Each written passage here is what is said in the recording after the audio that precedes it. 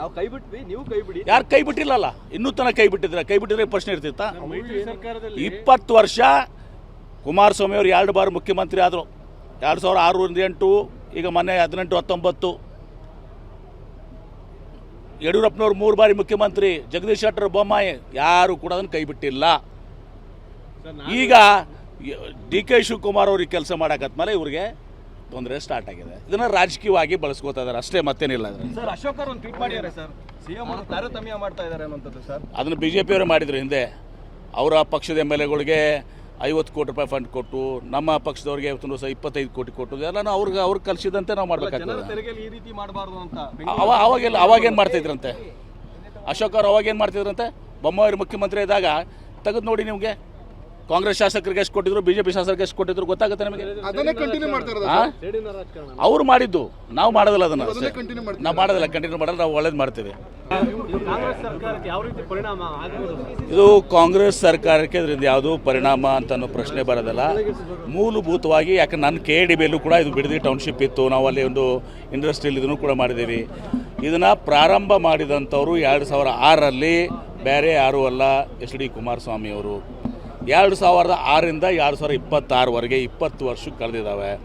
ಅವರು 2 ಬಾರಿ ಮುಖ್ಯಮಂತ್ರಿ ಆಗಿದ್ದರು. ಬರೀ ಅದು ಬೋರ್ಡ್ನಲ್ಲಿ ನೋಟಿಫಿಕೇಷನ್ ಆಗಿರುವಂಥದ್ದು, ಇನ್ನೂ ಲ್ಯಾಂಡ್ ಎಕ್ವಿಷನ್ ಸ್ಟಾರ್ಟ್ ಆಗಿರಲಿಲ್ಲ.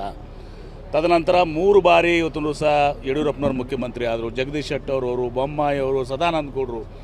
20 ವರ್ಷ ನೀವು ಅದನ್ನು ಯಾಕೆ ಕೈ ಬಿಡಲಿಲ್ಲ? ನೀವು ಅದನ್ನು ಆ ನೋಟಿಫಿಕೇಷನ್ ಕ್ಯಾನ್ಸಲ್ ಮಾಡ್ಬೋದಾಗಿತ್ತಲ್ಲ. ಇದು ರಾಜಕೀಯ. DK ಶಿವಕುಮಾರ್ ಅವರು ಮುಖ್ಯಮಂತ್ರಿ ಆದಮೇಲೆ ಸ್ವಲ್ಪ JDS ಕುಮಾರಸ್ವಾಮಿ ಅವರಿಗೆ ಸ್ವಲ್ಪ ತೊಂದರೆ ಆಗ್ತಾ ಇದೆ. ಆ ಒಂದು ರಾಜಕೀಯ ಇಲ್ಲಿ ತರ್ತಾ ಇದ್ದಾರೆ ಅಷ್ಟೇ. ನ್ಯಾಚುರಲ್ ನಾಳಿದ್ನಲ್ಲ, ಕೇಳಿಬಿಡಿ ಅವರಿಗೆ. 2006ನಾಗ ಇದನ್ನು ಬಿಡದಿ ಟೌನ್ಶಿಪ್ ಪ್ರಾರಂಭ ಮಾಡಿದ್ದು ಯಾರು? ಇದು none other than HD Kumaraswamy. ನಾವು ಕೈ ಬಿಟ್ವಿ, ನೀವು ಕೈ ಬಿಡಿ. ಯಾರು ಕೈ ಬಿಟ್ಟಿಲ್ಲಲ್ಲ, ಇನ್ನೂ ತನಕ ಕೈ ಬಿಟ್ಟಿದ್ರೆ ಪ್ರಶ್ನೆ ಇರ್ತಿತ್ತ? 20 ವರ್ಷ ಕುಮಾರಸ್ವಾಮಿ ಅವರು 2 ಬಾರಿ ಮುಖ್ಯಮಂತ್ರಿ ಆದರು. 2006 8, ಈಗ ಮೊನ್ನೆ 18 19. ಯಡಿಯೂರಪ್ಪನವ್ರು 3 ಬಾರಿ ಮುಖ್ಯಮಂತ್ರಿ, ಜಗದೀಶ್ ಶೆಟ್ಟರ್, ಬೊಮ್ಮಾಯಿ ಯಾರು ಕೂಡ ಅದನ್ನು ಕೈ ಬಿಟ್ಟಿಲ್ಲ.